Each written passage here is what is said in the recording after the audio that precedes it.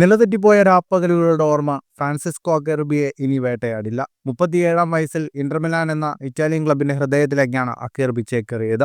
ബാഴ്സലോണയ്ക്കെതിരെ champions league രണ്ടാം പാദ സെമിയുടെ injury ടൈമിൽ നേടിയ സമനില ഗോൾ ചരിത്രത്തിന്റെ ഭാഗമായി. ഒരു മുന്നേറ്റക്കാരന്റെ വൈഭവത്തോടെയായിരുന്നു പ്രതിരോധ ഹൃദയം കാക്കുന്ന അക്കേർബിയുടെ ഗോൾ. അതിൽ നിന്നാണ് അവർ ഫൈനലിലേക്ക് ചുവടുവെച്ചത്. ജീവിതത്തിലെ ഏറ്റവും മനോഹര നിമിഷത്തിൽ നിന്ന് തിരിഞ്ഞു നോക്കുമ്പോൾ അക്കേർബിയുടെ കണ്ണു നിറയും.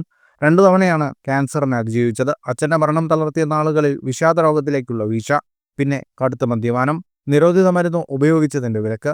എല്ലാ പ്രതിസന്ധികൾക്ക് ശേഷവും പൂർവാധികം ശക്തിയോടെ തിരിച്ചു വന്നു. ഓരോ പോരാട്ടത്തിനെയും കഥകളാണ് ദേഹമാസകലമുള്ള പച്ചകുത്തലിലുള്ളത്. 14 ക്ലബ്ബുകളിൽ കളിച്ചു. ഇറ്റാലിയൻ ലീഗ് 3-ാം ഡിവിഷനിലായിരുന്നു തുടക്കം. 2012-ൽ AC മിലാനിൽ കളിക്കുമ്പോഴായിരുന്നു അച്ഛന്റെ മരണം. അതുതന്നെ തകർത്തു.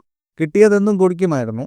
കളിക്കാൻ പോലും മറന്ന കാലമായിരുന്നു അതെന്ന് അക്കേർബി ഓർക്കുന്നു. 2013-ൽ സസുവോളയിൽ കളിക്കുമ്പോഴാണ് അർബുദം സ്ഥിരീകരിക്കുന്നത്. മുഴ നീക്കി വീണ്ടും കളത്തിലേക്ക്. പിന്നാലെ നിരോധിത മരുന്ന് ഉപയോഗിച്ചതിന് വിലക്ക്, വീണ്ടും അർബുദം. കീമോതെറാപ്പിക്ക് വിധേയനായി 2 മാസം ആശുപത്രിവാസം. അർബുദം അക്കേർബിയുടെ ജീവിതം മാറ്റി. വേദനകളുടെ നാളുകളിൽ അസാമാന്യ ധൈര്യം കൈവരിക്കാനായി കളത്തിലേക്ക് വീണ്ടും എത്തി. പിന്നീട് നടന്നതെല്ലാം ചരിത്രം. ഫുട്ബോൾ ലോകത്തെ കൂടുതൽ വാർത്തകൾക്കും വിശേഷങ്ങൾക്കുമായി സ്പോർട്സ് കഫേ സബ്സ്ക്രൈബ് ചെയ്യുക.